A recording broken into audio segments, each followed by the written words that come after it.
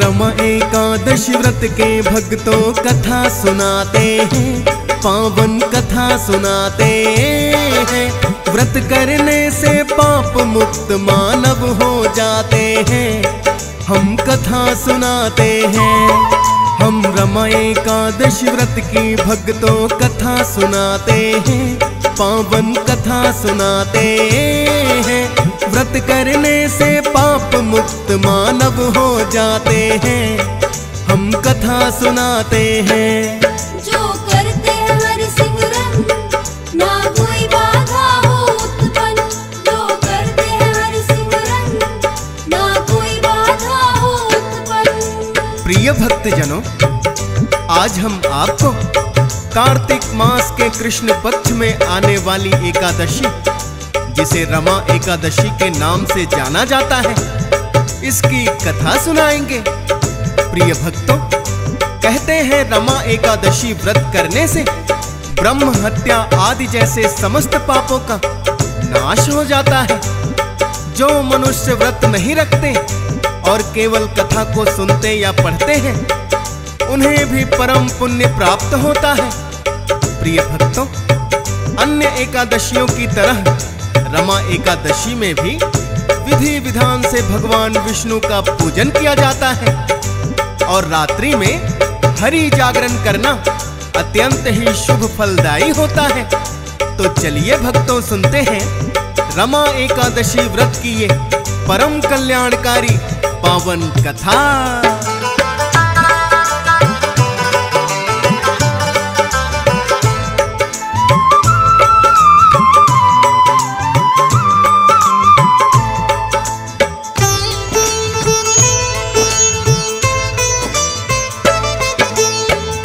बड़ी प्राचीन है भक्तों ये तो द्वापर की। कथा को सुनने की इच्छा जब हुई युधिष्ठिर की, श्री कृष्ण के पास में वो तब चल कर आते हैं। सब एकादशियों की कथाएं वही सुनाते हैं। कहने लगे युधिष्ठिर आके श्री कृष्ण के पास, लग गया है अब तो बड़ा पावन कृष्ण कार्तिक मास। कार्तिक मास में कृष्ण पक्ष की जो एकादशी आए, व्रत कथा और महात्म भी उसका मुझे तो सुनाए। आप सदा ही हम पांडवों का ज्ञान बढ़ाते हैं, पावन कथा सुनाते हैं। व्रत करने से पाप मुक्त मानव हो जाते हैं, हम कथा सुनाते हैं। जो करते हैं हरि सिमरन, ना कोई बाधा हो उत्पन्न। जो करते हैं हरि सिमरन, ना कोई बाधा हो उत्पन्न। प्रिय भक्तजनों, युधिष्ठिर ने श्री कृष्ण के पास आकर कहा कि हे कृष्ण, आपने सदैव ही हम पांडवों का मार्गदर्शन किया है और सत्य असत्य पाप पुण्य आदि कर्मों का ज्ञान दिया है। आपके श्री मुख से मैंने पापांकुशा एकादशी व्रत कथा सुनी और माता कुंती एवं द्रौपदी सहित व्रत भी किया। अब क्योंकि कार्तिक मास आरंभ हो रहा है, अतः आप मुझे कृष्ण पक्ष में आने वाली एकादशी की व्रत कथा और महात्म सुनाए, ताकि हम सभी भाई विधि पूर्वक व्रत करके पुण्य प्राप्त कर सकें।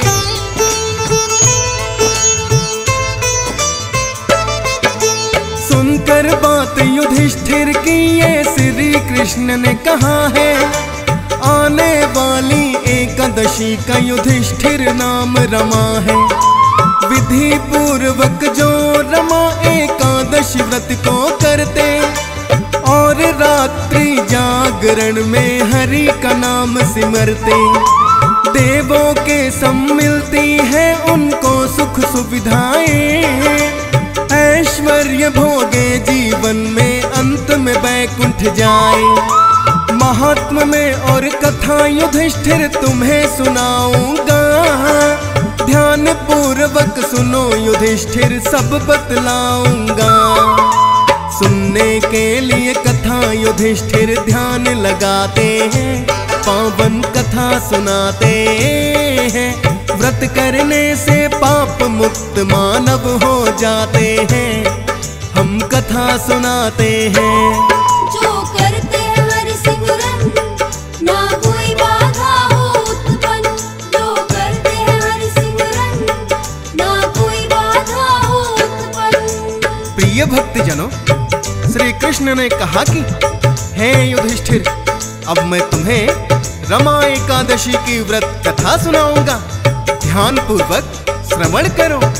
प्राचीन काल में मुचकुंद नामक एक राजा था, जिसकी इंद्र के साथ मित्रता थी तथा यम, कुबेर, वरुण और विभीषण भी उसके मित्र थे। राजा मुचकुंद बड़े धर्मात्मा, विष्णु भक्त और न्यायप्रिय थे। राजा मुचकुंद की एक इकलौती कन्या थी, जिसका नाम चंद्रभागा था। राजा मुचकुंद का एक अन्य मित्र राजा चंद्रसेन भी था, और राजा चंद्रसेन को शोभन नाम का एक पुत्र भी था। राजा मुचकुंद ने अपनी कन्या का विवाह राजा चंद्रसेन के पुत्र शोभन से कर दिया।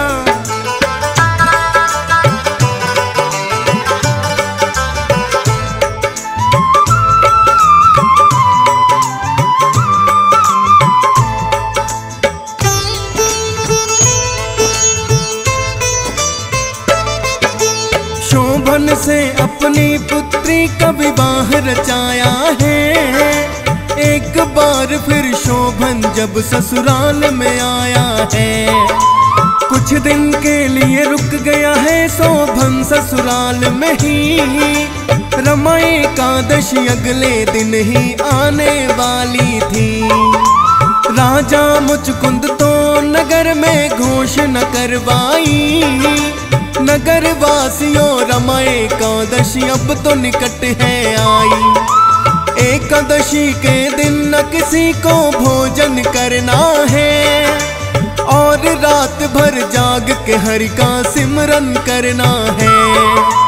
ऐसा राजा हर एकादशी को करवाते हैं, पावन कथा सुनाते हैं। व्रत करने से पाप मुक्त मानव हो जाते हैं, हम कथा सुनाते हैं। जो करते हैं हरि सिमरन, ना कोई बाधा हो उत्पन्न। जो करते हैं हरि सिमरन, ना कोई बाधा हो उत्पन्न। प्रिय भक्तजनों, श्री कृष्ण ने कहा कि हे युधिष्ठिर, कुछ ही दिनों पहले शोभन अत्यधिक बीमार हो गया था, और जब वो अपने ससुराल में आया तो बहुत ही दुर्बल हो चुका था। किंतु राजा मुचकुंद तो हर एकादशी को अपने नगर में घोषणा करवाते थे कि एकादशी के दिन कोई भोजन नहीं करेगा। घोषणा सुनकर शोभन को अत्यंत चिंता हुई, और अपनी पत्नी से कहा कि हे प्रिय, अब मुझे क्या करना चाहिए?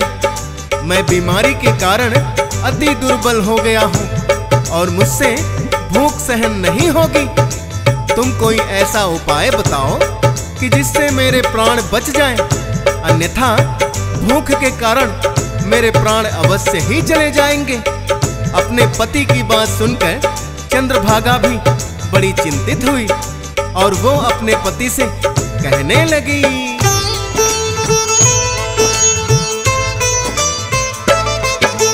अपने पति से वो कहने लगी, आपका सत्य कथन है, लेकिन एकादशी को यहाँ कोई करता ना भोजन है। नगर वासी सब मेरे पिता की आज्ञा पालन करते, हाथी घोड़े गौ इत्यादि भी नहीं है भोजन करते। जानती हूँ मैं आप बिना ना भोजन रह सकते हो, मेरे पिता की आज्ञा उल्लंघन भी ना कर सकते हो। एक दिन के लिए नगर से बाहर आप चले जाएं, दूसरे किसी नगर में जाकर साहब भोजन खाएं। व्रत पालन यहाँ मेरे पिता सबसे करवाते हैं, पावन कथा सुनाते हैं। व्रत करने से पाप मुक्त मानव हो जाते हैं, हम कथा सुनाते हैं। जो करते हैं हरि सिमरन, ना कोई बाधा हो उत्पन्न। जो करते हैं हरि सिमरन, ना कोई बाधा हो उत्पन्न। प्रिय भक्तजनों, श्री कृष्ण ने कथा को आगे बढ़ाते हुए कहा कि हे युधिष्ठिर, चंद्रभागा ने अपने पति को बताया कि आप एक दिन के लिए किसी दूसरे नगर में जाकर अवश्य ही भोजन कर सकते हैं, किंतु यहाँ रहते हुए मेरे पिता की आज्ञा का पालन करना होगा। इतनी बात सुनकर शोभन अपनी पत्नी से कहने लगा, हे प्रिय, मैं ऐसे ही किसी अनजान नगर में नहीं जा सकता, अतः आज मैं भी व्रत करूंगा, जो भाग्य में होगा देखा जाएगा। इतना कहकर अगले दिन एकादशी को शोभन ने भी व्रत रख लिया।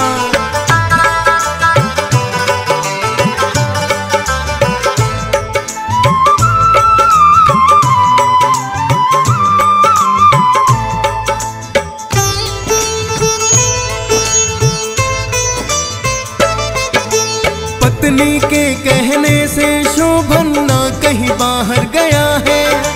एकादशी के दिन उसने भी व्रत रख लिया है। राजा रानी सहित करने लग मिलकर पूजा पाठ। भूख प्यास के मारे शोभन समय रहा है काट। दिन तो अपना शोभन ने है जैसे तैसे बिताया। सूर्य देव भी अस्त हुए, रात्रि का समय अब आया। नगर वासियों ने मिलकर के हरि महिमा है गाई। निर्बल शोभन के लिए ये पल बड़े हैं दुखदाई। प्रातः काल होते हुए प्राण निकल ही जाते हैं, पावन कथा सुनाते हैं। व्रत करने से पाप मुक्त मानव हो जाते हैं, हम कथा सुनाते हैं। जो करते हैं हरि सिमरन, ना कोई बाधा हो उत्पन्न। जो करते हैं हरि सिमरन, ना कोई बाधा हो उत्पन्न। प्रिय भक्तजनों, श्री कृष्ण ने कहा कि हे युधिष्ठिर, क्योंकि शोभन अत्यधिक दुर्बल था, उसने दिन तो जैसे तैसे बिता दिया, किंतु रात को जब सभी हरि जागरण में लीन थे तो प्रातः काल होते होते भूख के कारण शोभन के प्राण निकल गए। यह जानकर चंद्रभागा तो अचेत होकर गिर पड़ी, किंतु होनी को कौन टाल सकता था। राजा मुचकुंद ने अपने दामाद का पूरे राजकीय सम्मान के साथ दाह संस्कार करवाया। अब पति की मृत्यु से दुखी चंद्रभागा अपने पिता के पास ही रहने लगी, किंतु शोभन को रमा एकादशी व्रत के प्रभाव से मंदराचल पर्वत पर धन धान्य से युक्त तथा शत्रुओं से रहित एक सुंदर देवपुर प्राप्त हुआ, जो कि अत्यंत सुंदर रत्न जड़ित स्वर्ण स्तंभों पर निर्मित, अनेक प्रकार की मणियों से सुशोभित, भवन में बहुमूल्य वस्त्र एवं आभूषणों तथा छत्र और चमर से सुशोभित गंधर्व और अप्सराओं से युक्त सिंहासन पर आरूढ़ हुआ। उसे देखकर ऐसा प्रतीत होता मानो दूसरा इंद्र विराजमान हो।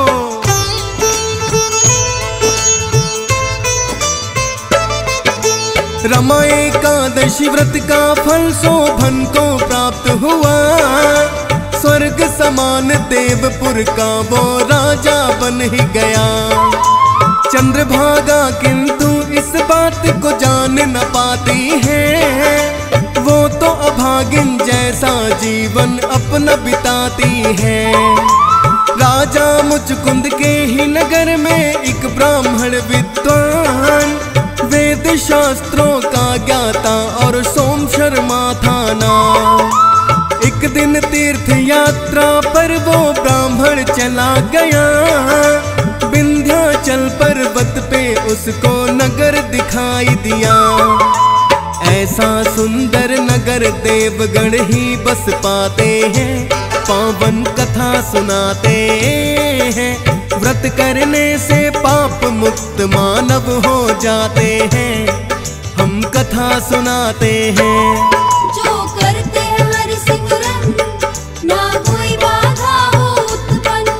जो करते हैं हरि सिमरन, ना कोई बाधा हो उत्पन्न। प्रिय भक्तजनों, श्री कृष्ण ने कहा कि क्योंकि सोम शर्मा नामक ब्राह्मण बड़ा ही विद्वान था और तीर्थ यात्रा करते करते उसे विंध्याचल पर्वत पर एक नगर दिखाई दिया। ऐसा सुंदर नगर देखकर सोम शर्मा के कदम स्वतः ही नगर की ओर बढ़ गए। उसने सोचा कि क्यों ना इस नगर के राजा को जाकर प्रणाम किया जाए। इसी बहाने से इस सुंदर नगरी को देखने का भी अवसर प्राप्त होगा। ये सोचकर सोम शर्मा उस नगर में आ गया। थोड़ी देर में ही सोम शर्मा राज दरबार में पहुंच गया।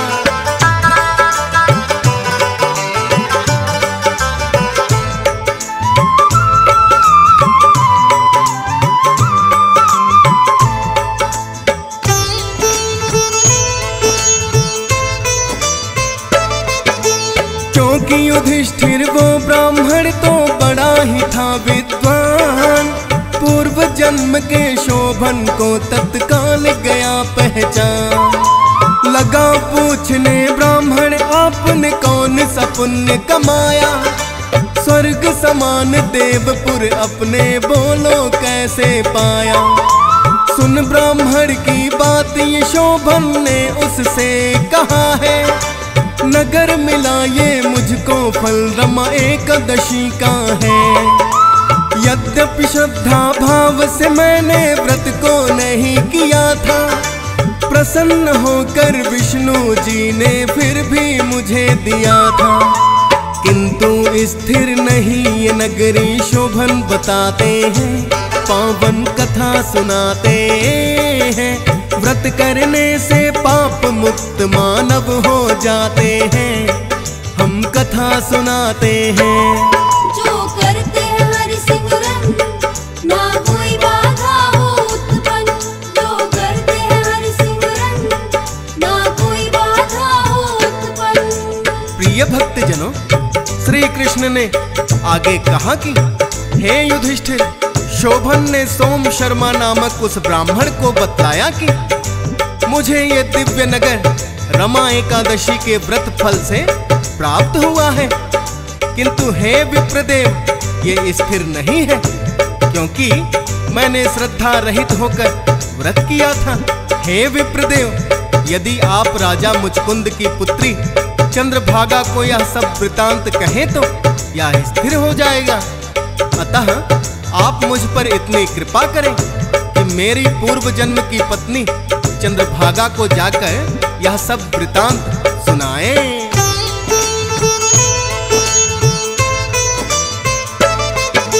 लौट के ब्राह्मण फिर वो नगर में वापस आया है, चंद्रभागा को सारा ही वृतांत बताया है।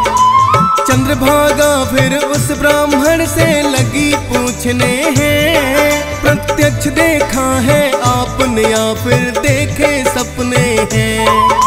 सोम शर्मा ने चंद्रभागा से फिर तो ये कहा है, प्रत्यक्ष रूप में आपके पति को मैंने देखा है। लेकर आपका नाम उन्होंने ये भी मुझसे कहा, मेरी पत्नी चंद्रभागा को जाकर दो ये बता। नहीं स्थिर ये सब कुछ इतना भी तो बताते हैं, पावन कथा सुनाते हैं। व्रत करने से पाप मुक्त मानव हो जाते हैं, हम कथा सुनाते हैं। जो करते हैं हरि सिमरन, ना कोई बाधा हो उत्पन्न। जो करते हैं हरि सिमरन, ना कोई बाधा हो उत्पन्न। प्रिय भक्तजनों, श्री कृष्ण ने कथा को आगे बढ़ाते हुए कहा कि हे युधिष्ठिर, चंद्रभागा ने जब अपने पति के बारे में सुना तो वो ब्राह्मण से कहने लगी, हे विप्रदेव, तुम मुझे वहां ले चलो। मुझे पतिदेव के दर्शन की तीव्र लालसा हो रही है। यदि उन्होंने कहा है कि यह नगर स्थिर नहीं है, तो मैं अपने सारे पुण्य अपने पति को देकर उस नगर को स्थिर बना दूंगी। आप ऐसा कार्य कीजिए जिससे हमारा सहयोग हो, क्योंकि वियोगी को मिला देना महान पुण्य का काम है।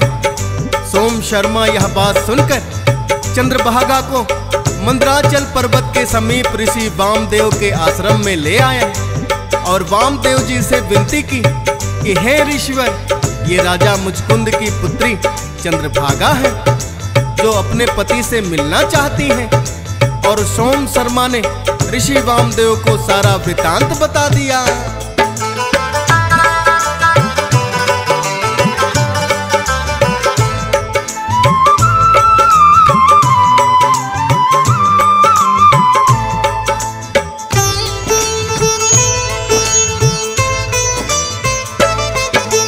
चंद्रभागा तो ब्राह्मण के संग ऋषि आश्रम में आई।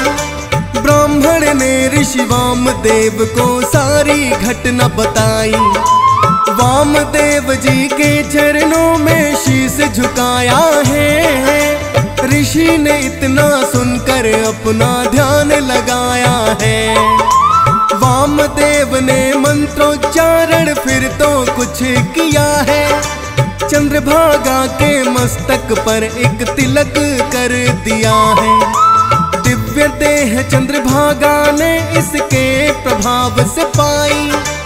अपने पति से मिलने के लिए फिर वो चली आई।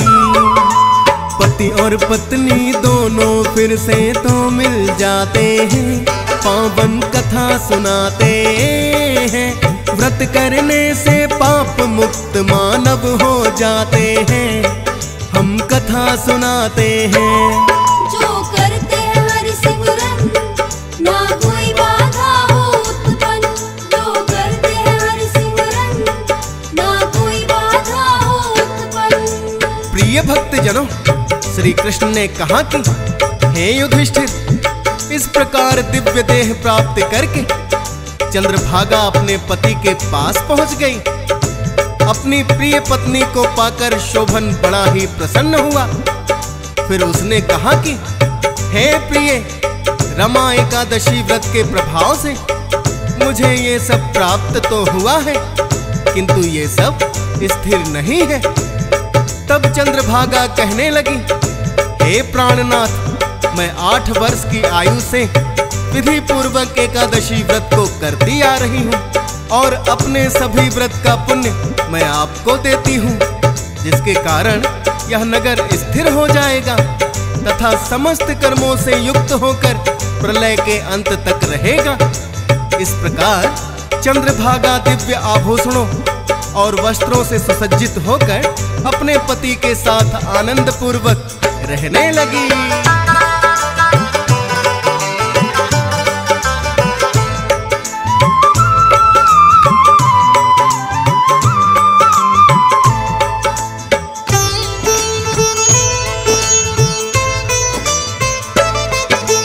एक ही व्रत से शोभन ने तो दिव्य नगर है पाया।